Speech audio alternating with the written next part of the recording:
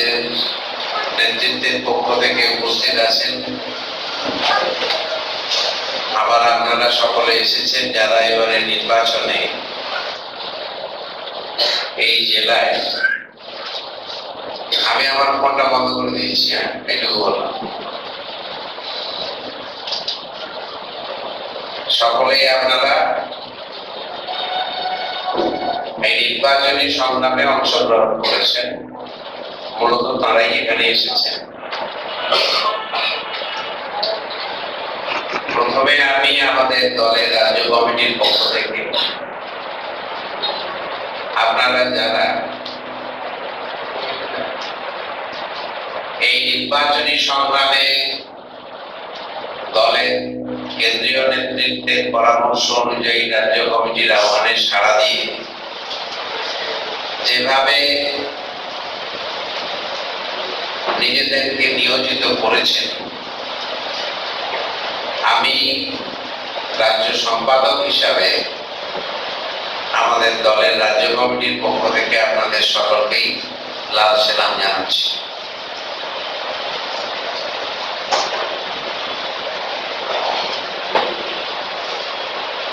এই কথা আপনারা সকলে জানেন,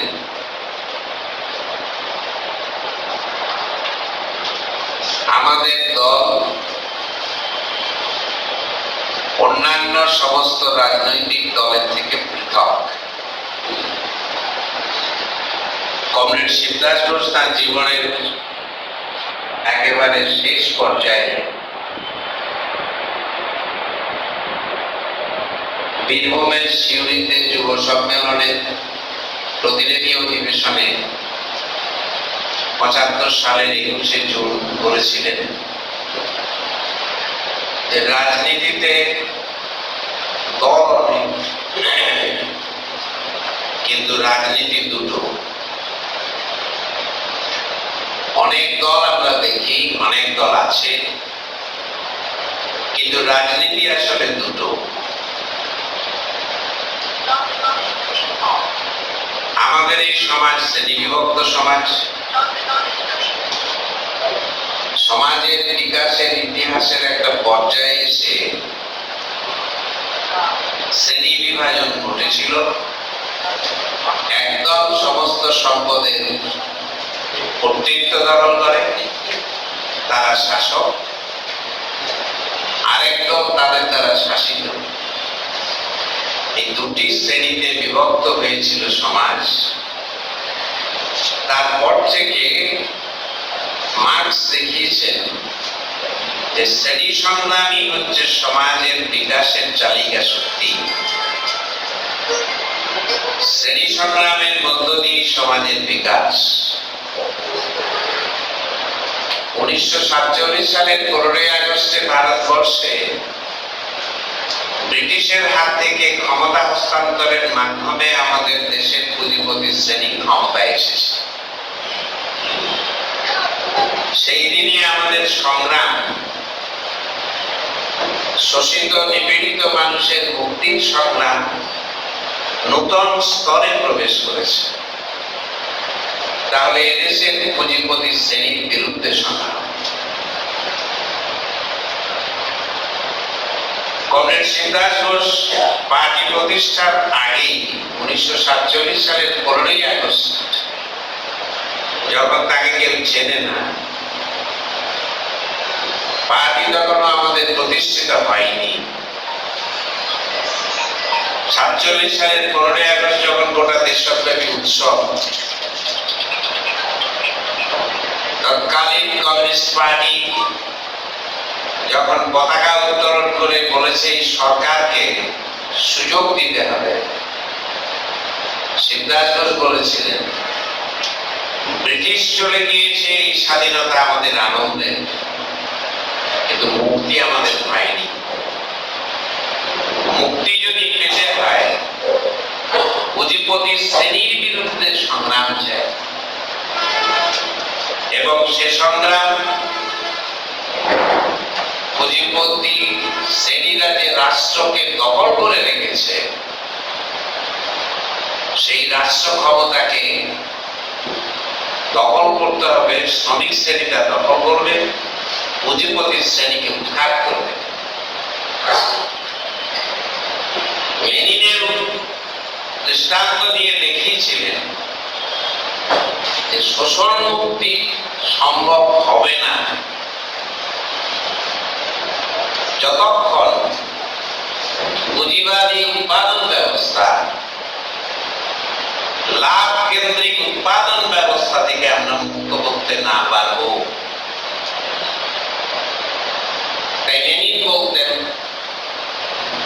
যখন আমরা বলি ইনকিলাব, বিপ্লব চাই, এই বিপ্লবের অর্থ হলো রাষ্ট্র ক্ষমতা দখলের বিপ্লব।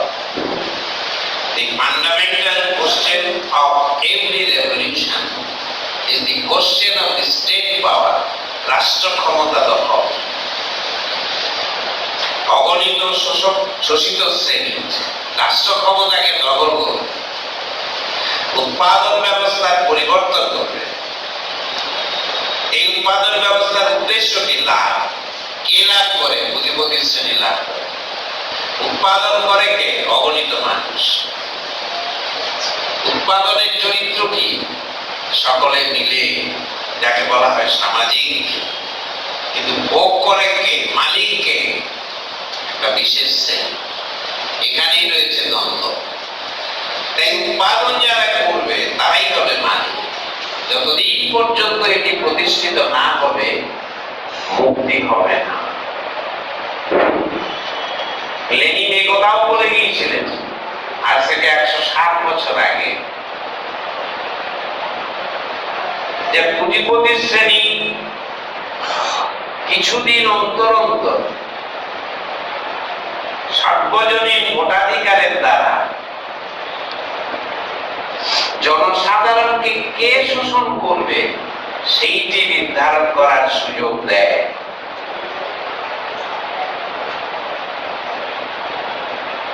আমরা অষ্টাদশ লোকসভা নির্বাচনে যাকেই নির্বাচিত করি, কি করেছি? কে এবারে আমাদের উপর শোষণ চালাবে, কে ট্যাক্স বাড়াবে, কে শিক্ষার সর্বনাশ করবে, কোন দল করবে, কোন নেতা করবে, এর বেশি কিছু ক্ষমতা আমাদের নেই। তাই গভর্নমেন্ট সিদ্ধান্ত যে শিক্ষার ভিত্তিতে বলেছিলেন, ভোটের মারফত হাজারবার গভর্নমেন্ট পাল্টেও কিন্তু মুক্তি আসবে না। এই রাজনীতিটি হচ্ছে আমাদের দলকে একটা যথার্থ শ্রমিক শ্রেণীর রাজনীতির নিশানা দিয়েছে, দিশা দিয়েছে। এইটির জন্যই আমরা একটি পৃথক দল। অন্য দল যাই কিছু করুক, তারা এই সমাজটাকে টিকিয়ে রাখতে চায়। এটি আমি কমরেডদের জানা আছে, নতুন যারা পুরাতনরা তো জানেনি, তবু বলবো এইটাই মূল কথা। দুটি রাজনীতি মানে কি? একটি রাজনীতি এই সমাজ ব্যবস্থাকে টিকিয়ে রাখতে চায়। এটা টিকে থাকলে তার সুবিধে, আদানি, আম্বানি, টাটা, বিড়লা যাদেরই নাম করি, তাদের সুবিধে কি? লাভ কেন্দ্রিক এই উৎপাদন ব্যবস্থাটা টিকে থাকুক, এটা সে চায়। আর জনসাধারণের অগণিত মেহনতি মানুষের মুক্তি কি? নতুন সমাজ ব্যবস্থা। তার বিরুদ্ধে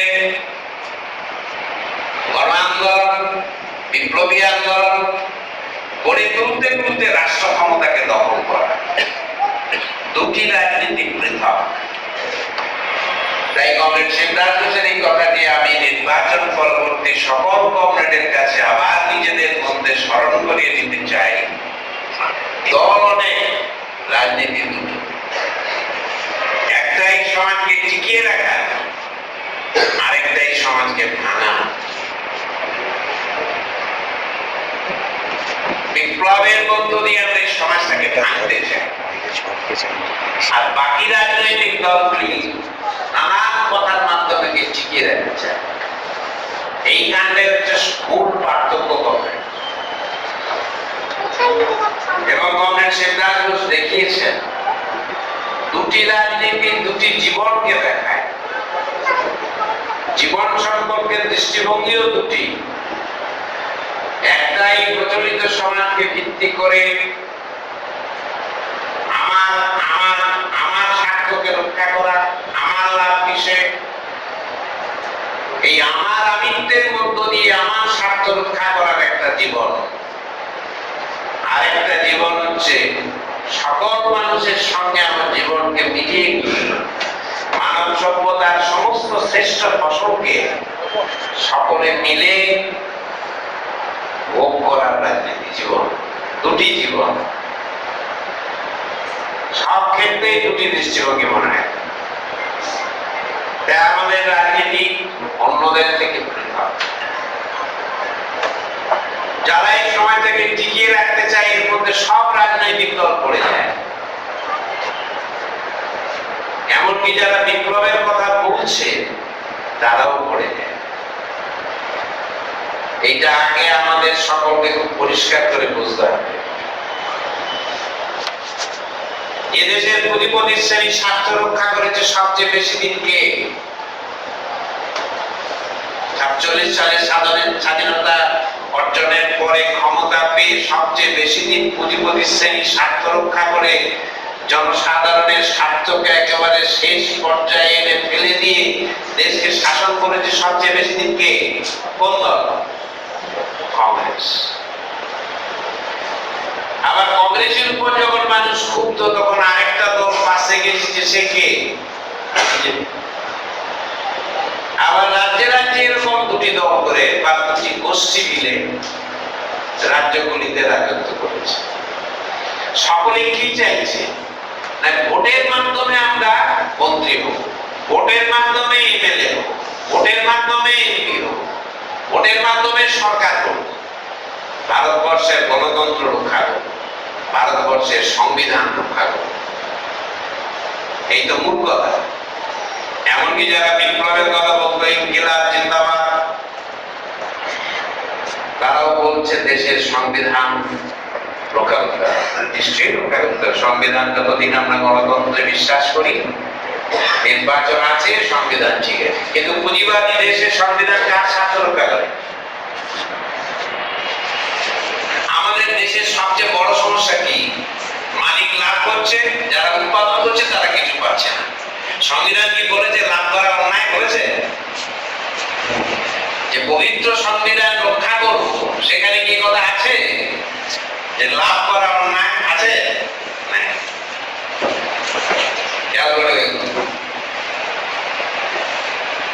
লাভ করা যে অন্যায়, লাভ করা যে শোষণ, লাভ করার দ্বারা যে মানুষের মুক্তি হবে না, এই কথা কি সংবিধান বলছে? সংবিধান এই ব্যবস্থাকে টিকিয়ে রাখার ক্ষেত্রে সাধারণভাবে গণতান্ত্রিক নির্বাচন এবং তাতে মেজরিটি মাস্ট বি গ্র্যান্টেড, এই কথাটা কি মানে? তাহলে তারা এই সমাজটাকে টিকিয়ে রাখতে চায়। এই কথাটা পাবলিকলি আমরা মিটিং এ বলবো কিনা আলাদা কথা, কিন্তু বিপ্লবীদের তো কিছু জিনিস ভেতরে বুঝতে হবে কমপ্লিট। সংবিধান বলে না যে মালিক অন্যায় করে, সংবিধান বলে না যে কোটি কোটি টাকা মুনাফা রোজগার করে সমস্ত শ্রমিককে একেবারে পথে বসিয়ে দিয়েছে, সেটা ভুল করেছে বলে, লাভটাকে মনে করেন ঠিক। আর মার্কস বলেছেন লাভের মধ্যেই রয়েছে সবচেয়ে বড় অন্যায়। অঙ্ক করে তো দেখিয়েছেন, সেটা আমি আলোচনা করছি না, সময় নেই, আর সেটা রাজনৈতিক ক্লাসের আলোচ্য বিষয়। সেই জন্যই তো বিপ্লব চাই। তাহলে এই সমস্ত দলগুলো এইভাবে নিজেদেরকে শুধু সরকারি ক্ষমতায় আবদ্ধ রাখতে চায়। পুঁজিপতিরাও কিন্তু তাই চায়। পুঁজিপতিদের অদ্ভুত কৌশল কি? ভারতবর্ষ বৃহত্তম গণতান্ত্রিক রাষ্ট্র, কি তার সুযোগ? আপনারা নিজেরাই ভোট দিয়ে আপনাদের সরকার নির্বাচিত করবেন। আমরা ভোট দিয়ে খুশি হলাম জওহরলাল নেহরু মন্ত্রী, কিন্তু আসল বিষটা কোথায়? মুনাফা, মুনাফা, মুনাফা। পুঁজিপতিরা মুনাফা নেবে, জওহরলাল নেহরুর আমলেও নিত, মোদির আমলেও নিচ্ছে, আমলে আর ওনাদের সময় নিত। তার কোনো পরিবর্তন হয়েছে? সরকারের পরিবর্তনের দ্বারা কি উৎপাদন ব্যবস্থার পরিবর্তন হচ্ছে? মালিকি ব্যবস্থার পরিবর্তন হচ্ছে? হচ্ছে না। সেই জন্য এটা করেনি। যখন গভর্নমেন্ট হিসাবে ইন্দিরা গান্ধী বলেন জওহরলাল নেহরুর উপর কি কংগ্রেসের উপর ক্ষিপ্ত হয়ে যাচ্ছে, তখন মানুষ কি হয়? আন্দোলনে ফেটে পড়ে, তাই না? বিক্ষোভে ফেটে পড়ে। তখন কি বলে? তখন এসে বলে গন্ডগোল করা নয়, ভারতবর্ষ শান্তির দেশ, গণতন্ত্রের দেশ। আমরাও মনে মনে ভাবি ঠিকই তো, আমাদের দেশ একটা পবিত্র গণতন্ত্রের দেশ। কি করব না, আপনারা এই নেতাকে পাল্টে দিন, এই দলকে পাল্টে দিন, আরেকটা দলকে নিয়ে চলে আসুন। আমরাও তার দ্বারা প্রভাবিত হই, জনসাধারণ প্রভাবিত হয়ে আরেকটি দলকে নির্বাচনে এনে তাদের পছন্দের আবির খেলে ঘরে ফিরে গিয়ে দেখেন যাহা বাহান্ন টাকা তিপ্পান্ন। অবস্থার পরিবর্তন হবেও না। সমস্ত দলের ক্ষেত্রে এই কথাটি সত্য। সেই জন্য ওরা একটা অদ্ভুত পলিসি কি নিয়েছে, সরকার পাল্টে দাও, গতি পাল্টে দাও, নেতা পাল্টে দাও। এই তো গণতন্ত্র। আমরাও মনে করছি ভারতবর্ষের নাগরিক, আমাদের গণতান্ত্রিক অধিকার কোথায়? সরকার পাল্টে দিচ্ছে। কিন্তু যে বিষ গাছটি দাঁড়িয়ে রয়েছে মালিকি শোষণ ব্যবস্থার উপরে, তাকে তো উপরে ফেলতে পারছি না। এই বিপ্লবী রাজনীতিটি হচ্ছে আমাদের রাজনীতি, উপরে ফেলতে হবে। রাষ্ট্র ক্ষমতার বিরুদ্ধে বিদ্রোহ ঘোষণা করতে হবে। নূতন জীবনবোধের দ্বারা কমরেড সিদ্ধার্থ ঘোষ নূতন মানুষ নির্মাণ করে তার দ্বারা বিপ্লবী পার্টিকে করে তুলেছেন যারা বিপ্লব করবে। এই জায়গায় অন্যদের সাথে আমাদের পার্থক্য করবে। প্রশ্ন উঠবে, তাহলে আমরা নির্বাচনে যাই কেন? নির্বাচনে যাওয়া না যাওয়া নিয়ে মনে করতে পারে আমরা তো মনে করি বিপ্লব করা সহায় করবো না, নির্বাচনে যাবো কেন? কারণ আবার হেরে গেলে মনে হয় আর খেটে হেরে গেলার পরে ইলেকশনে যাবো না, সেটা ঠিক নয়। কিন্তু নির্বাচনে যাই কেন? এটাও মার্ক্সবাদী লেনিনবাদী শিক্ষা।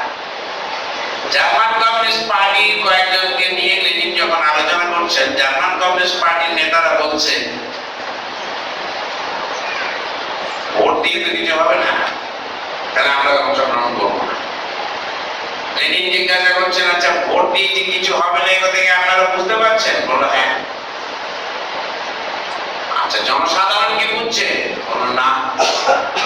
তাহলে জনসাধারণকে বোঝাবেন কি করে? জনসাধারণ বুঝবে কি করে? নির্বাচন যখন আসছে তখন যদি আমি এই কথাটা বলি, বন্ধুগণ এই যে নির্বাচন আসছে এই নিয়ে কিন্তু আপনাদের কোনো মুক্তি নেই, আপনাদের মুক্তি বাস্তবে রয়েছে একে ব্যবস্থাকে উপড়ে ফেলে নতুন একটি সমাজ ব্যবস্থা প্রতিষ্ঠা করার জন্য। আমার এই আলোচনার প্রশংসা করে বলবেন দাদা ভোটের পরে বরং আপনি আসুন, তাই তো বলবেন। কারণ নির্বাচনী স্রোতের মধ্যে মানুষ যুক্ত হয়ে যায়। কমরেড সিদ্ধার্থ ঘোষ বলছেন এই নির্বাচনী রাজনীতি হচ্ছে একটা বুর্জোয়া পলিটিক্স, পুঁজিপতি শ্রেণীর রাজনীতি। তাতে মানুষ যুক্ত হয়ে যায় এবং কুলু খাগড়ার মতো ভেসে চলে যায়। ভোটের 2 মাস আগে গিয়ে বলুন কি বলবে? কাউকে ভোট দেবো না, সব কাটা বদমাইশ বলে গালিগালাজ করবে। কিন্তু ভোটের দিন 5:30টার লাইন দিয়ে দেবে। এখনো পর্যন্ত ভোট নয়, কিন্তু তার পরিবর্তে বিপ্লব চাই। এই চেতনায় জনসাধারণকে সংগঠিত যতদিন করতে আমরা না পারবো ততদিন পর্যন্ত নির্বাচনে আমাদের যেতে হবে। জনসাধারণের কাছে এই প্রশ্ন নিয়ে যেতে হবে যে নির্বাচনে অংশগ্রহণ করার দৃষ্টিভঙ্গি কি হবে। যেমন তেমন করে যে কোনো ভাবেই হোক বুর্জোয়া শ্রেণীর যে মূল দল কংগ্রেস বিজেপি তার সঙ্গে যুক্ত হয়েই আমি কি চলে যাবো ইলেকশনে,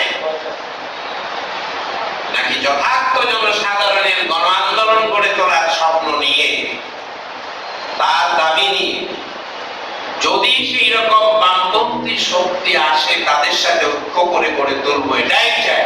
আর যদি কেউ না থাকে তাহলে জনসাধারণের সামনে যথার্থ নীতির ভিত্তিতে বিপ্লবী আন্দোলনের রাজনীতি নিয়ে আমি ভোটে দাঁড়াই। তাই নির্বাচনে অংশগ্রহণ এই কারণেই করতে হবে যাতে জনসাধারণ যে ভেসে চলে যাচ্ছে তার সঙ্গে আমি যদি নিজেকে বিচ্ছিন্ন করে রাখি, তাহলে জনসাধারণকে বিপ্লবী শিক্ষায় শিক্ষিত করা যায় না, সেই জন্য যেতে হয়। কিন্তু অন্যদের যাওয়ার দৃষ্টিভঙ্গির সাথে আমাদের যাওয়ার দৃষ্টিভঙ্গির এই হচ্ছে মৌলিক ফারাক। যখন যাবো তখন তো নিশ্চয়ই যেতে পারার চেষ্টা করবো। যখন যাবো তো মানুষকে বলবো যে হ্যাঁ কেন ভোট দেবেন, কে বলেছে আমাকে ভোট দিতে লাভ নেই। আমি যদি জিতি, আমাদের দল যদি যেতে বিধানসভায় লোকসভায়, আপনাদের কথাকে আমরা তুলে দেবো। আমাদেরকে 25 কোটি টাকায় কেনা যাবে না। অন্যায় নীতি নিলে তার বিরুদ্ধে দাঁড়িয়ে আমি প্রতিবাদ করবো। জনসাধারণের বুকের ব্যথাকে আমি পার্লামেন্টের মধ্যে, বিধানসভার মধ্যে নিয়ে যাব। আমরা দৃষ্টান্ত রেখেছি। আমাদের প্রয়াত কমরেড সুবোধ ব্যানার্জি যখন 52 সাল থেকে জিতেছেন, বিধানসভার মধ্যে নিয়ে গেছেন গণকণ্ঠকে, শ্রমিকের কণ্ঠ, কৃষকের কণ্ঠ, ছাত্রের কণ্ঠ নিয়ে গেছেন। আরো যারা জিতেছেন, প্রবোধ মুখার্জি, রেণুপদ হালদার, প্রতিভা মুখার্জি, জয়কৃষ্ণ হালদার, পরে তরুণ নস্কর, লোকসভায় তরুণ মন্ডল গিয়ে একাই তো দৃষ্টান্ত স্থাপন করে দিয়েছে। কই এরা তো কেউ চোর হয়, এরা তো কেউ গোসায়, এরা তো দাবি আদায় করতে পেরেছে, দাবি তুলতে পেরেছে, তারা আমাদের ভোট দেবেন না কেন? এই দাবি নিয়ে আমরা দাঁড়িয়েছি। আবার এই কথা ঠিক, এই দিয়েই আপনারা মুক্তি হবে। যেমন করে আমরা আন্দোলন করি, তেমন করে ভোটও একটা আন্দোলন, নির্বাচন আমাদের কাছে একটা ডেমোক্রেটিক আন্দোলন, গণতান্ত্রিক আন্দোলন। সে আন্দোলনের দৃষ্টিতেই আমরা দেখি, এভাবে আমরা দেখি। দৃষ্টান্ত তো আছে। আমি এই কথাটা বললাম, কাউকে কাউকে একটু নূতন দেখে মনে হচ্ছে, তুলনামূলক ভাবে জুনিয়র কমরেড, তাদের জন্য বললাম যে বিপ্লবী রাজনীতি এবং অন্যান্য রাজনীতি, দুটি রাজনীতির পার্থক্যকে বুঝতে হবে। তাই ভোটের বিচার অন্য সমস্ত বিচারের মধ্যে যে শ্রেণী দৃষ্টিভঙ্গি থাকে, ক্লাস আউটলুক বলে, যেমন ধরুন ব্রিটিশ আমলে কি ছিল, হয় ব্রিটিশের পক্ষে, না হলে ব্রিটিশের বিরুদ্ধে, তাই তো জীবন কি ছিল। স্বাধীনতা আন্দোলনের যুগে শিক্ষা, দীক্ষা, সংস্কৃতি, জীবন, স্নেহ, মমতা, প্রেম, কাব্য, সঙ্গীত, সাহিত্য সবকিছু কি হয় ব্রিটিশের পক্ষে অথবা ব্রিটিশের বিরুদ্ধে। তাই তো ব্রিটিশ বিরোধিতার মধ্যেই সৌন্দর্য গড়ে উঠেছে সেদিন। দেশপ্রেমের গান আমাদেরকে টানে আনলো, ও আমার দেশের মাটি, অথবা কোথায় আমার স্নিগ্ধ শ্রমিক, এমন হরিত ক্ষেত্র কোথায়, সকল দেশের রানী সেজে আমার জন্ম। এই যে সমস্ত গান আমাদের মধ্যে প্রেরণা সৃষ্টি করেছে, পথের দাবির মতো উপন্যাস, বিদ্রোহীর মতো কবিতা, আমার কৈফিয়তের মতো কবিতা কি করেছে? প্রেরণা সৃষ্টি করেছে। কাব্য, সাহিত্য, সঙ্গীত। আমি কাকে ভালোবাসি? যে বিপ্লবের জন্য জীবন দেয়, এর মধ্যেই আমার প্রেম, আমার ভালোবাসা, এর মধ্যেই সৌন্দর্য। এই একটা ধারা। আরেকটা হচ্ছে হয় সাদা মাটা জীবন, যেমন করে হোক জীবন কাটিয়ে দেবো, নিরপেক্ষতার দান করে ব্রিটিশ সাম্রাজ্য সুবিধে করে দাও। দুটো রাজনীতি ছিল। বিপ্লব পরবর্তী, স্বাধীনতা পরবর্তীকালে আজকে দুটি রাজনীতি আমাদের, একটি সমাজকে টিকিয়ে রাখা, আর একটি সমাজের বিরুদ্ধে তাকে পরিবর্তন করার রাজনীতি। এই জন্য কমরেড সিদ্ধার্থ ঘোষের চিন্তার ভিত্তিতে সুইসাইড কমিউনিস্টের এই রাজনীতি সম্পূর্ণ নূতন ধরনের রাজনীতি, সম্পূর্ণ নূতন ধরনের একটা জীবন বোধ, সম্পূর্ণ নূতন ধরনের একটা দৃষ্টিভঙ্গি। তার ভিত্তিতে আমাদের গণ আন্দোলন, তার ভিত্তিতে আমাদের বিপ্লবী স্পর্ধা, তার ভিত্তিতে আমাদের জীবন, তার ভিত্তিতে আমাদের সংগঠন। এই নূতন দৃষ্টিভঙ্গির ভিত্তিতে আমরা নির্বাচনে লড়ছি। এবারে নির্বাচনের পরিপ্রেক্ষিতে কি বলব? আমাদের দলের কেন্দ্রীয় কমিটি সিদ্ধান্ত নিয়েছিলেন সবচেয়ে বেশি আসনে লড়ব। ভারতবর্ষে আমরা 151টা আসনে লড়ছি, পশ্চিমবাংলার 42টা আসনে লড়ছি। অনেকের মধ্যে প্রশ্ন ছিল, এত সিটে লড়বেন? এত? সাংবাদিকরা জিজ্ঞাসা করেছে, আপনারা টাকা জোগাড় করতে পারবেন? আমরা বলেছিলাম, আমাদের কর্পোরেটরা রাস্তায় নেমে পাবলিকের কাছে আর নিজেরা দিয়ে টাকা জোগাড় করবে, চিন্তা নেই। আমাদের ইলেকট্রাল বন্ড লাগবে না, কারোর দুয়ারে হাত পাত্র হবে পুঁজিপতিদের কাছে, ওটা হবে। কর্মী, আর আমাদের কর্মীরা আপনারা বলেন একটা কর্মী মানে 100 জনের সমান। সেরকম করুন, আমাদের যে কর্মী আছে তাকে 100 জন করুন, তাহলে হবে না। এবং এই কথা গভর্নমেন্ট মৃদুল দাস ঠিকই বলেছে। এবারেরই প্রথম লোকসভা নির্বাচন গভর্নমেন্ট যেখানে কোন মানুষ কয়েকজন যদি ব্যতিক্রম থেকে আলাদা কথা বলেনি, আপনারা দাঁড়ালেন কেন? এই কথা আমাদের শুনতে হয়। আমরা এর আগের নির্বাচন পর্যন্ত শুনেছি। এক্ষেত্রে আমি আপনাদের বলবো একটা কথা মনে রাখুন, কমরেড শিবদাস ঘোষের জন্ম শতবর্ষ উদযাপনকে উপলক্ষ করে 5ই আগস্টের যে ব্রিগেড প্যারেড গ্রাউন্ডের সভাটি আমরা সংগঠিত করতে পেরেছিলাম, তার সাফল্য কমরেড শিবদাস ঘোষের চিন্তাকে মানুষের মধ্যে নিয়ে যাওয়া, এর দ্বারা মানুষের মধ্যে একটা আস্থা কনফিডেন্স তৈরি হয়েছে। আমাদের উত্তর কলকাতার কেন্দ্রের প্রার্থী ডক্টর বিপ্লব চন্দ্র, কমরেড বিপ্লব চন্দ্রকে বলেছে যে আপনারা ছোট করে আর নিজেদের ভাববেন না, আপনারা এখন আর ছোট পার্টি নেই। 5ই আগস্টের সফলতার পরে আপনাদের কাছে বলছি, গুণগত দিক থেকে আমাদের সম্পর্কে মানুষের ধারণার পরিবর্তন ঘটেছে। এটা আমাদের সকলকে অনুভব করতে হবে। পাবলিকের কাছ থেকে আমরা এবারে যে এক্সপিরিয়েন্স পেয়েছি, সেই এক্সপিরিয়েন্স থেকে এই কথাটা হচ্ছে, অভিজ্ঞতা থেকে যা আমাদের সংগ্রহ করা গিয়েছে।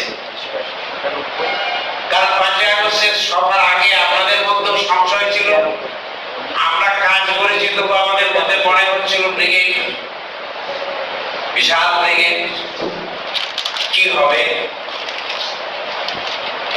সাংবাদিকরা জিজ্ঞাসা করেছে, হবে তো? তারা যেমন জিজ্ঞাসা করে, আপনাদের কি সিপিএম লোক দেবে? মানে সিপিএম আমাদের লোক দেবে কেন? বলছেন তৃণমূল লোক দেবে। এমন আছে কোন পার্টি আরেকটা পার্টির গ্যাদারিং এ লোক দেয়? বলে আপনারা ভরিয়ে ফেলতে পারবেন? আর দেখা যাক, আপনারা আসুন, দেখবেন। এবিপি আনন্দ সকাল 10টাতেও যখন জিজ্ঞাসা করছে হবে তো, অপেক্ষা করুন না, দেখুন না হয় কিনা। কারণ তখন আমরা বুঝে গিয়েছি, আমরা কিছুদিন আগে 15-20 দিন আগে বুঝতে পেরেছি যে সফল হবেই। তার আগে পর্যন্ত কমরেডরা ক্লান্ত পরিশ্রম করেছেন, মানুষের মধ্যে সাড়া, কমরেড শিবদাস ঘোষের চিন্তার প্রভাব। না, অপেক্ষা করুন। এবিপি আনন্দের মতো যে আমাদের নাম উচ্চারণ করতে চায় না, বলতেই চায় না আমাদের নাম, সে পর্যন্ত 8 ঘন্টা লাইভ টেলিকাস্ট করে যিনি ছিলেন তিনি বলছেন অসাধারণ। আমরা খুঁজছি কোন জায়গাটায় ফাঁকা আছে, আর আপনারা দেখছি কোথাও যাতে ফাঁকা না থাকে তার চেষ্টা করছেন। এখন তার তো বডি ফাঁকা রাখবো কেন? দিকে করানোর জন্যই তো মিটিং। সাংবাদিক মহলেও, এমনকি অন্য রাজনৈতিক দল, সিপিআই, ফরওয়ার্ড ব্লক, আরএসপি, 3টি পার্টি নেতারা বলেছেন আপনারা সাহস দেখিয়েছেন, আমরা পারিনি, আমরা পারতাম না, আপনারা পেরেছেন। আমি আপনাদের কাছে বলবো, পার্টি নেতৃত্বের যে অভিজ্ঞতা, 5ই আগস্টের সফলতা জনসাধারণের কাছে আমাদের দল সম্পর্কে আস্থাকে গুণগতভাবে পাল্টে দিয়েছে। এবারে নির্বাচন হচ্ছে তারই প্রতিফলন। তাই কমরেড প্রভাস ঘোষ বলেছেন, কমরেড শিবদাস ঘোষের চিন্তাধারাকে গোটা ভারতবর্ষের যত ম্যাক্সিমাম নিয়ে যেতে পারা যায়, সেটাই হবে এবারে নির্বাচনের মূল কাজ। আমরা সফল কি? আপনারা সফল না? কি বলেন? আপনাদের মত কি? বেশিরভাগ মানুষের কাছে বিপ্লবী দল হিসাবে আমাদের চিন্তাধারা, আমাদের বক্তব্য, বিপ্লবী আন্দোলন, আমাদের পার্টির গণ আন্দোলনের আবেদন আমরা নিয়ে যেতে পেরেছি তো? এখানেই হচ্ছে আমাদের পজিটিভ, এখানেই আমাদের পাওয়া। আমাদের পার্টির নেতৃত্ব চেয়েছিলেন, কমরেড সিদ্ধার্থ শুরু করেছিলেন একা। নূতনরা হয়তো সকলে খেয়াল করতে পারবেন না, একেবারে একা। কমরেড সিদ্ধার্থ ঘোষের সংগ্রামটাই ছিল বিরলতম সংগ্রাম। যেসব দেশে বিপ্লব সংগঠিত হয়েছে তাদের সংগ্রাম অসাধারণ, তাদেরই ছাত্র সিদ্ধার্থ ঘোষ। কিন্তু সিদ্ধার্থ ঘোষকে শূন্য থেকে শুরু করতে হয়েছিল, কেউ নেই। সেদিন ৫-৭ জন সেই শূন্যের পেছনে যারা জড়ো হয়েছিলেন তারাও মহান ছিলেন। আবার ৫ই আগস্টে শরীফে কেবল ব্রিগেড প্যারেড গ্রাউন্ডে উপরে যখন সেই সিদ্ধার্থ ঘোষের ছবি গোটা ব্রিগেড প্যারেড গ্রাউন্ড পড়ে গিয়েছে, আপনারা দেখবেন সোশ্যাল মিডিয়াতে কিছু কমরেড কেঁদে ফেলছেন আনন্দে যে আমাদের পার্টি পেরেছে, পড়ে গিয়েছে। মনের মধ্যে যেন একটা আকাঙ্ক্ষা এসে ভিড় করত। যে কমরেড সিদ্ধার্থ বলেছিলেন যা কিছু না করতে পারি বিপ্লবের রাস্তায় অন্তত একটা ইট গেঁথে দিয়ে যাবে। আমার কথার মধ্যে যদি সত্য থাকে, মানুষ একদিন তার মূল্য দেবেই। যদি তিনি দেখতে পেতেন এটা কল্পনার কথা, মনের মণিকোঠায় যেন মনে হয় যদি দেখতে পেতেন, যদি শুনতে পেতেন।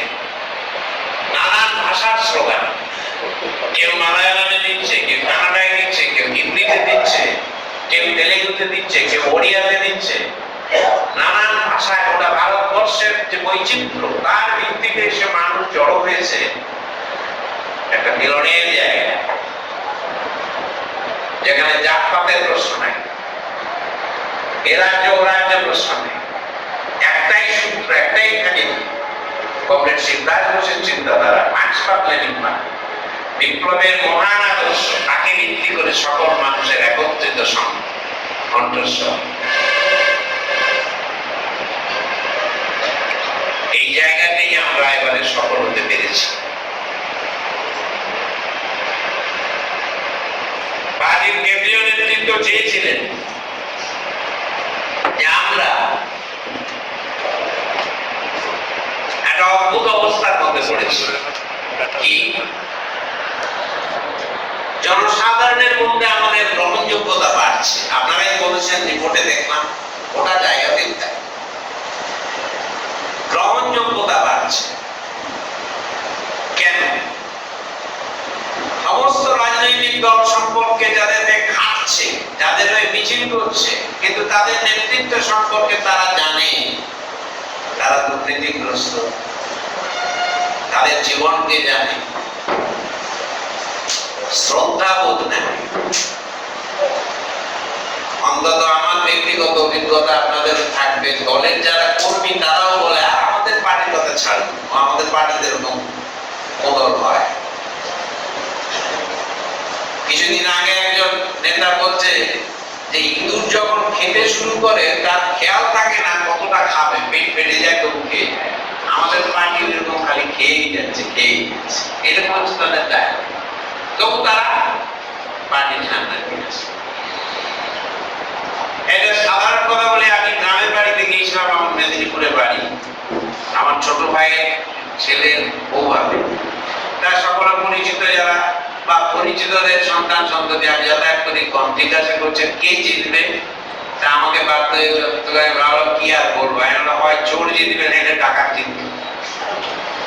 সে আবার প্রফেসরই করে, তুমি তো প্রফেসর, তুমি প্রফেসর হয়ে হয় চোরকে দেবে, টাকাকে দেবে, কারণ তুমি ঠিক পার্টিকে ভোট দেবে না।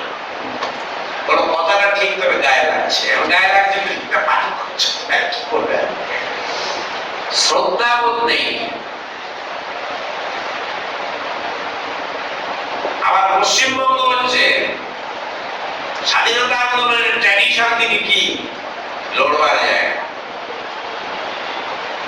নজরুলের ১২৫তম বার্ষিকী পূরণ হয়েছে, ১ বছর। আমি আপনাদের সকলকে বলবো নজরুলের স্মরণে নজরুলের চর্চা হওয়া উচিত। সেই নজরুলের একটা কবিতা ছিল যে যতবার মানি ছেড়েছে সে কল, মেরে মেরে তারে করিল বিকল, তবু যদি কথা শুনেছে পাগল, মানিল না রবি গান্ধীরে। বাংলা কখনো মানত না। বাংলা বিপ্লববাদ, পাঞ্জাব বিপ্লববাদ, দুটি জায়গা আছে। সেই জন্য সুভাষ বোস যখন কংগ্রেস থেকে বহিষ্কৃত হলেন তখন তিনি চেয়েছিলেন লেফট কনসলিডেশন, বামপন্থীদের একত্রিত করা। এই বামপন্থীদের একত্রিত করা, বাম এই বিপ্লবী ধারাই হচ্ছে বাম। স্বাধীনতা পরবর্তীকালে কংগ্রেসের বিরুদ্ধে সেই আন্দোলনে, বামপন্থী আন্দোলনে এসে গেল বাংলা। এর জন্য জওহরলাল নেহরু কলকাতাকে বলতো, এই এখন সই রেখে দাও, সইয়ে মন চলে যাবে।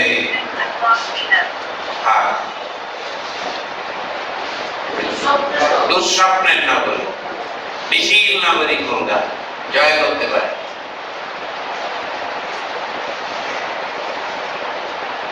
দু চারজন ছাড়া সেই ইতিহাস আপনাদের যা বয়সের স্তর কেউই জানেন না। আমি সামান্য কিছু, এনারা সামান্য কিছু দেখেছেন, শুনেছি। আমি তো কলকাতার লোক নয়, কিন্তু যতটুকু শুনেছি কিছুটা এসে পরবর্তীকালে বামপন্থী আন্দোলনের ধারাকে দেখেছি। বুকের বোতাম বলে বলতে বলি তো এরকম বোতাম ব্যারিকেড ফাইট পুলিশের সাথে, কলকাতার গলিতে পুলিশ ঢুকতে পারত না। এই হচ্ছে কলকাতা। এই যুক্ত আন্দোলনে আমাদের দলের ভূমিকা মনে রাখতে হবে। এই যুক্ত আন্দোলন যখন গড়ে ওঠে তখন সিপিআই কে কেউ নিতে চায়নি। যে সিপিআইএম এর নকশাল মিলের পার্টি, তাকে কেউ নিতে চায়নি। কেন জানেন? কারণ এই সিপিআই ৪২-এর আগস্ট আন্দোলনে বিরোধিতা করেছিল, ব্রিটিশের সহযোগিতা করেছে, নেতাজিকে হুইসলিং বলেছে, তোজোর পাচাটা বলেছে, নেতাজি এলে তাকে বুলেটের মালা উপহার দেবে বলেছে। এর জন্য সিপিআই কে যুক্ত আন্দোলনে নিতে চাইনি। অথচ গোটা বিশ্বব্যাপী তখন স্ট্যালিনের নাম, রাশিয়া, চীন মুক্ত। আমাদের ভারতবর্ষের সমস্ত বুদ্ধিজীবীরা প্রায় সিপিআই এর সাথে, কিন্তু পশ্চিমবাংলায় যুক্ত আন্দোলনে তাদেরকে নিতে চাইছে না। কমরেড শিবদাস ঘোষ হলেন সেই ব্যক্তি, সেই নেতা, সেই মার্ক্সবাদী চিন্তাধারা, যিনি বোঝালেন সিপিআই এর মধ্যে অনেক মানুষ যুক্ত, শ্রমিক কৃষক, তাকে যুক্ত আন্দোলনে চাই। অন্য দলের নেতাদের বোঝালেন, তার দ্বারাই সিপিআই যুক্ত আন্দোলনে যুক্ত হলেন। তার উপায় ছিল না তাদের। এই ইতিহাস চাপা পড়ে আছে। এই যুক্ত আন্দোলন বাংলাকে একেবারে কাঁপিয়ে দিয়েছে। যার জন্য বলা হয়, এই যে খান্ডুদা বললেন, বামপন্থী আন্দোলনের প্রাণ কেন্দ্র, সিটাডেল অফ লেফট মুভমেন্ট, বিপ্লব, বিপ্লবী ধারা। কিন্তু দুর্ভাগ্যজনক ভাবে সেই বামপন্থীদের 34 বছর ক্ষমতায় থাকলো আমাদেরকে বাদ দিয়ে। তার ফলশ্রুতিতে যে রাজত্ব তারা 34 বছরে চালিয়েছে, তাতে মানুষ এত বিতঃসন্দ হয়ে গেল যে তৃণমূলের চুরি, দুর্নীতি, বদমাইশি সবকিছুই তৃণমূলের উপর বিক্ষুব্ধ হয়ে রাগ করে সিপিএম এ না এসে তারা চলে গেল কোথায়? বিজেপি। আবার তৃণমূলকে জোর করে হারাতে হবে এই জন্য তারাই স্লোগান তুলে দিল, আগে রাম পরে বাম। পরে 2019 সালে বিজেপির শক্তিকে তারা বাড়িয়ে দিল। এবার সেই বিজেপিকে হারাতে হবে, কারণ বিজেপি ফ্যাসিবাদ আনবে। ভেবে দেখুন, বিজেপি ফ্যাসিবাদ আনবে, বিজেপিকে হারাতে হবে, যেভাবে হোক হারাতে হবে। তার জন্য কি চাই? কংগ্রেসের সাথে ঐক্য চাই। আমাদের পার্টি কমরেড সিদ্ধার্থ ঘোষের চিন্তাধারার ভিত্তিতে বললো, ভারতবর্ষের পুঁজিপতি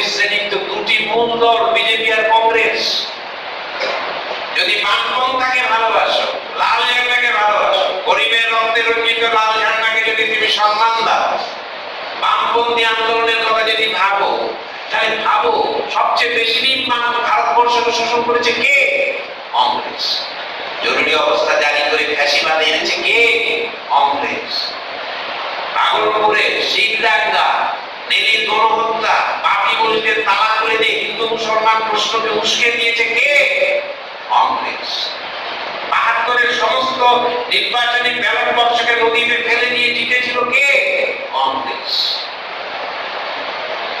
সিপিএম এর দাবি অনুযায়ী ৭২ থেকে ৭৭-এ ১১০০ কর্মীকে খুন করেছিল কে? কংগ্রেস। বকর্স কেলেঙ্কারির সময় স্লোগান দিয়েছিল কে? সিপিএম। কি? গলি গলি মে সোরে রাজেন্দ্র দিন চোরে। তাই তো সেই কংগ্রেসের শক্তি কি? পুঁজিপতিদের বিজেপির বিরুদ্ধে কংগ্রেস, কংগ্রেসের বিরুদ্ধে বিজেপি। এই দুই শক্তির মধ্যে কোন একটি শক্তিকে রক্ষা করে কি জনসাধারণের সত্যিকারের গণ আন্দোলন রক্ষা পেতে পারে? না, পারে না। পুঁজিপতির শ্রেণী দুটি বিকল্প করবে, হয় ইন্ডিয়া জোট অথবা এনডিএ জোট। এই তাদের বিকল্প। কমরেড প্রভাস ঘোষ ৫ই আগস্টের ময়দানে বললেন, এই দুটি জোটের কোন একটি জোট কি মানুষের স্বার্থ রক্ষা করতে পারে? বিকল্প কি? গণ আন্দোলন। কাদের? বামপন্থীদের। কিভাবে? যুক্তভাবে। কি নীতিতে? বামপন্থার নীতিতে। আন্দোলনের দাবি শুধু সিট পাওয়ার জন্য। এখানে দেখুন পার্থক্য। শুধু জিততে হবে বলে, শুধু ভোট পেতে হবে বলে না, এখানে আমাদের সাথে পার্থক্য। এখানে আমরা বিশিষ্ট দল, বিপ্লবী আন্দোলনের চরিত্রে দিয়েছি বৈশিষ্ট্য। এইভাবে আমাদের লড়াই, এই লড়াইয়ের দ্বারাই আমরা চলেছি। যখন বামফ্রন্ট সরকার প্রতিষ্ঠিত হয় তখন জ্যোতি বসু বলেছিলেন এসইউসিকে আমরা নিচ্ছি না, কারণ ওরা থাকলে আন্দোলন হবে, তাহলে সরকার বেশি দিন থাকবে না। ওরা ৩৪ বছরের সরকারি রাজত্ব চেয়েছে, ইনকিলাব চায়, বিপ্লব চায়। আমাদের দলকে যখন এক ঘরে করে দিল, জানেন যুক্তফ্রন্ট আমলে আমরা যুক্তফ্রন্টের আমাদের মন্ত্রী ছিলেন ৬৭-৬৯। ৭৮-এ আমাদেরকে যখন বাদ দিয়ে দিলেন তখন কমরেড নিহান মুখার্জি, শিবরাজ ঘোষ চলে গিয়েছেন। নিহান মুখার্জি বলেছিলেন আমাদেরকে একা করে দিয়েছেন, ঠিক আছে, আমরা শিবরাজ ঘোষের ছাত্র, আমরা প্রমাণ করবো যে আমরা পারি, আমরা পেরেছি। আমাকে এক করে দিতে পারে, একবারে মনে ফেলে দিতে পারে। ওরা ইংরেজি তুলেছে, লড়েছে, ইংরেজি ফিরিয়ে আনতে পেরেছে। ওরা পাসফেল কথাকে তুলে দিয়েছে, চ্যালেঞ্জ করে আমরা বৃত্তি পরীক্ষা চালিয়েছি। এর নেই কোনো উদাহরণ নেই এদেশে। আমরা বৃত্তি পরীক্ষা সংগঠিত করতে করতে আমরা এটাকে খুব সহজ মনে করেছি, কিন্তু একটা সরকারের বিরুদ্ধে চ্যালেঞ্জ করে বৃত্তি পরীক্ষা, সরকারি নীতির বিরুদ্ধে, ভারতবর্ষের কোনো উদাহরণ নেই। এই হচ্ছে আমাদের পাড়ার গৌরব, অহংকার নয়। উই ক্যান ডু, আমরা পারি, নীতির ভিত্তিতে পারি, জনসাধারণকে সংগঠিত করার ভিত্তিতে পারি। বিদ্যুতের দাম বাড়িয়েছে, প্রতিবাদ করে কিছুটা কমিয়েছে। বাসের ভাড়া বাড়িয়েছে, আমাদের কত কর্মী রক্তাক্ত হয়েছে। ৮৩ সালে একজন পাবলিক মারা গিয়েছে, গুলিবিদ্ধ হয়েছে, বাসের ভাড়া কমাতে বাধ্য হয়েছে। আইন অমান্যে আমাদের কিশোর শহীদ মাদাই হাওলাদারের স্মৃতি আজ জয়জল করছে আন্দোলনের। আনন্দবাজারের মতো কাগজে শহীদের তালিকায় মাদাই হাওলাদারের নামটা বাদ দিতে পারে। মাদাই হাওলাদারের মা একজন গ্রামীণ মহিলা বলেছিলেন, আমার এক মাদাই গেছে, হাজার মাদাই আছে। এই শিক্ষা হচ্ছে শিক্ষা, এর ভিত্তিতে লড়াই। একক শক্তিতে লড়তে লড়তে আমরা এসেছি। আমরা একা থাকতে চাই না, আমরা ঐক্য চাই, আমরা বামপন্থী ঐক্য চাই। কমরেড প্রভাস ঘোষ ওদের নেতাদের বলেছিলেন, আপনারা ৩৪ বছরে যে ভুল করেছেন সেটা স্বীকার করুন পাবলিকের কাছে, অসুবিধা কি? তবেই তো পাবলিক আপনাদেরকে বিশ্বাস করবে। আসুন,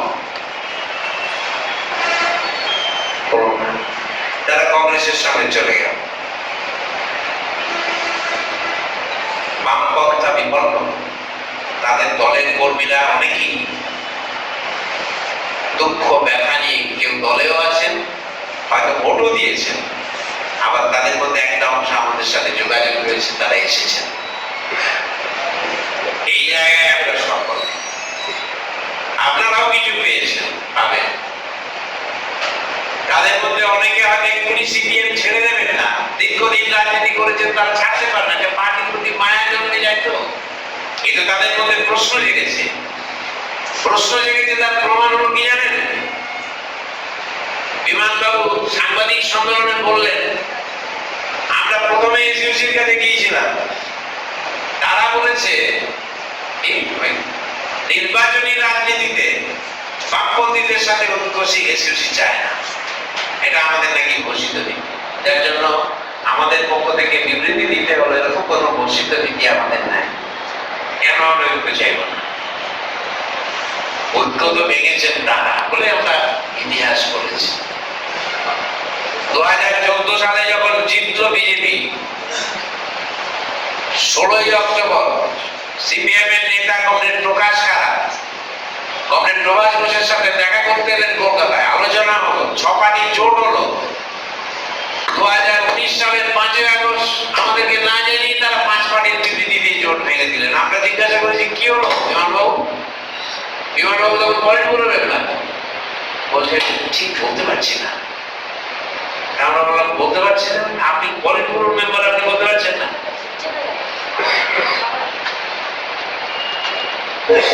আসলে কি তারা তখন কংগ্রেসের সাথে এই অবস্থায় আমরা নির্বাচন পরিচালনা করে গোটা ভারতবর্ষে কানেকশন পেয়েছি।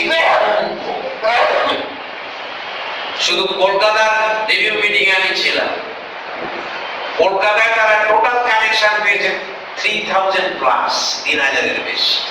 তার মধ্যে উল্লেখযোগ্য যোগাযোগ, বামপন্থী যোগাযোগ 1640। বিশাল সংখ্যা, গোটা পশ্চিমবাংলায় দেয়। বাইরের রাজ্যে আমি যতটুকু জানি সব এক্ষুনি বলতে পারবো না। সিপিএম এর স্টেট সেক্রেটারি ছিলেন কমরেড সিদ্ধার্থ ঘোষের এসইউসি কমিউনিস্ট কেন ভারতবর্ষের মাটিতে একমাত্র সাম্যবাদী দল, বইটি পড়ে তিনি আমাদের দলের সাথে বছর 2 আগে যুক্ত হয়েছিলেন। তিনি এবারে ছিলেন আমাদের প্রার্থী, অত্যন্ত পরিচিত, প্রচুর কানেকশন পেয়েছে, যোগাযোগ পেয়েছে। বলছেন কিভাবে তাদেরকে ধরে রাখে। ওড়িশায় বলছে এত যোগাযোগকে কিভাবে আমরা বেঁধে রাখবো বুঝে উঠতে পারছি না। মানে আমাদের যে কর্মী সংখ্যা তারা এতজনকে কিভাবে পাবো? আমি এই কথা বলছি কেন? সম্ভাবনা বিরাট, জনসাধারণের প্রত্যাশা বিরাট, সে অর্থে আমাদের সামনে দিগন্ত প্রসারিত। কেন আমাদের সংগঠনের শক্তি সেই তুলনায় আপনার আমার কম। কি করবো? আমরা কি ছেড়ে দেবো? আমাদের শক্তি নাই, আমাদের আর কিছু করার নেই। আমরা কি এটা করবো? আপনাদের মত কি? নাকি আমরা আমাদের শক্তিকে বাড়ানোর চেষ্টা করবো, নিজেদের ক্ষমতাকে বাড়ানোর চেষ্টা করবো? কোনটা করা উচিত কমরেড? সামনে বিরাট প্রত্যাশা। কিসের প্রত্যাশা? বিপ্লবের প্রত্যাশা, সভ্যতার প্রত্যাশা, মানুষের মুক্তির আকাঙ্ক্ষার প্রত্যাশা, আমাদের প্রতি প্রত্যাশা। আমাদের শক্তি কম, তুলনামূলক ভাবে শক্তি কম। হয় আমাদের ছেড়ে দিতে হবে, না আমাদেরকে নিজেদের ক্ষমতাকে বাড়াতে। কোনটা করবো? বলে বাড়াতে। বাড়াতে কথাটার মানে কি? from general secretary to supporter, comrade Prabhas Ghosh থেকে শুরু করে জেলা তলার সমস্ত স্তরের কর্মী সমর্থক সকলের ক্ষমতাকে বাড়াতে হবে, নাহলে তো হবে না। এই কমরেড প্রভাস ঘোষকে আমি এসে দেখেছি, কি শান্তদা এসে দেখেছে, বা এরা এসে দেখেছে, সেই কমরেড প্রভাস ঘোষ তো আজকে আরেক জায়গায় উন্নীত, তাই না? নিজেকে তো তৈরি করেছেন। দলের প্রয়োজনে, বিপ্লবের প্রয়োজনে, সংগঠনের প্রয়োজনে জীবনকে তেমন করে গড়ে তোলার দ্বারা আজকে গোটা পার্টিকে নেতৃত্ব দিচ্ছে।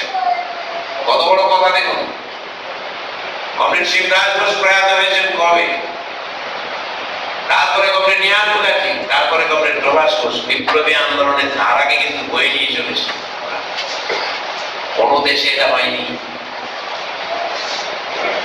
বড় বড় নেতা যাদেরকে শিক্ষক হিসাবে মেনে নিয়েই কমরেড শিবরাজ ঘোষের যাত্রা শুরু, তাদের মৃত্যুর পরে পার্টি কিন্তু ধীরে ধীরে নষ্ট হয়ে গিয়েছে।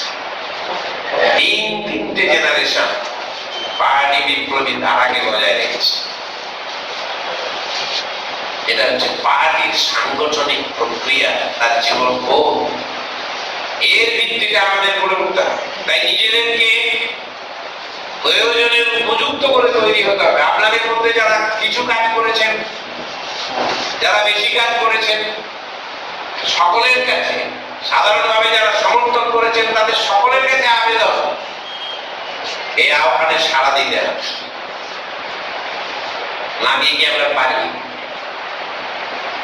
তাই সম্ভাবনার সাথে আমাদের ক্ষমতা যে ফারাক রয়েছে, সেই ফারাকটা পূরণ করতে হবে। নির্বাচন পরবর্তীকালে আপনাদের সকলের কাছে পার্টির পক্ষ থেকে আমি আবেদন করব, কমরেড, প্রত্যেকটি কমরেড এবং নতুন নতুন কমরেড তৈরি করতে হবে।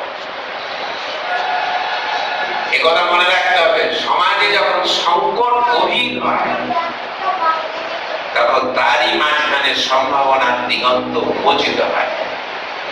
আকাশ কালো করে যখন মেঘ আসে, বিদ্যুতের রেখা সেখান দিয়ে আলো দিয়ে যায়। সংকটই শেষ কথা নয়, অন্ধকারই শেষ কথা নয়। সংকট একটা সমাজে আসে, সেই সংকট থেকে পরিত্রাণের পথও কিন্তু আছে।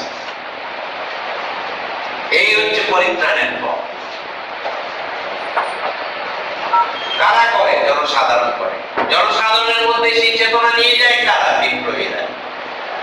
বিপ্লবী চিন্তানায়ককে কমরেড শিবরাজ ঘোষ। ভারতবর্ষের মাটিতে মার্ক্সবাদকে প্রয়োগ করে উন্নত জীবন, উন্নত পার্টি, উন্নত সংস্কৃতি, নূতন আদর্শ, নূতন সংস্কৃতির জন্ম দিয়েছে কে?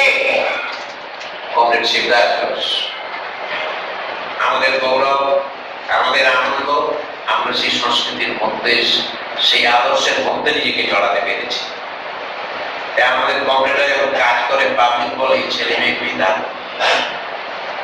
এই প্রশংসা কি আমাদেরই শুধু প্রাপ্য?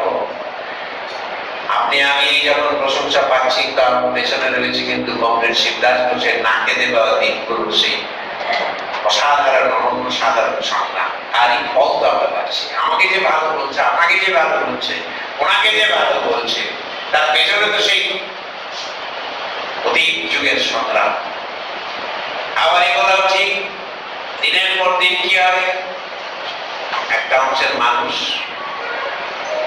কালের নিয়মে চলে যায়। কমরেড শিবরাজ ঘোষ নেই, কমরেড নিহাল মুখার্জি, শচীন ব্যানার্জি, সুবোধ ব্যানার্জি, ব্রিটিশ চন্দ্র, হীরেন সরকার, যারা প্রথম এসেছিলেন তারা নেই। তারপরের যারা নেতা তারা নেই। কমরেড শিবরাজ ঘোষের প্রত্যক্ষ সংস্পর্শে গড়ে ওঠা এখন দুজন নেতা বেঁচে আছে, কমরেড অসিত ভট্টাচার্য, কমরেড প্রভাস ঘোষ। বয়স ৮৫-৮৯, আরো শিবরাজ বছর কতদিন আর মানবে। সেই জন্য পার্টির কেন্দ্রীয় কমিটি ওদের বলেছিল, নির্দেশ দিয়েছিল যে তোমরা কম্পারেটিভলি নতুনদের হাতে দায়িত্ব দিয়ে দাও, সিনিয়ররা থাকুক অ্যাডভাইস, জুনিয়ররা করুক। সিনিয়রদের এই কথা মনে করা উচিত নয় যে আমাদের গুরুত্ব হচ্ছে না। যে কমরেড মনে করবে আমার গুরুত্ব হচ্ছে না, সে গুরুত্ব বুঝতে বুঝতে বিপ্লবকে ভুলে যাবে একদিন। আমার গুরুত্বের কোনো মানে নেই। আমার জীবন এবং আমার গুরুত্বের মানে এইটুকুই কেবল থাকতে পারে, আমি বিপ্লবের জন্য কতটা করতে পেরেছি, নাহলে আমার কি গুরুত্ব আছে।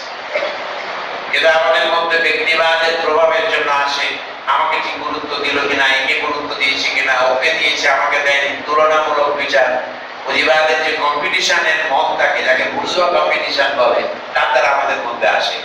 পুরানো হয়ে গেলে না, কতদিনের লোক, কতদিন ধরে রাজনীতি করছি, ও কবে এসছে, ও হয়ে গেল নেতা, ব্যাস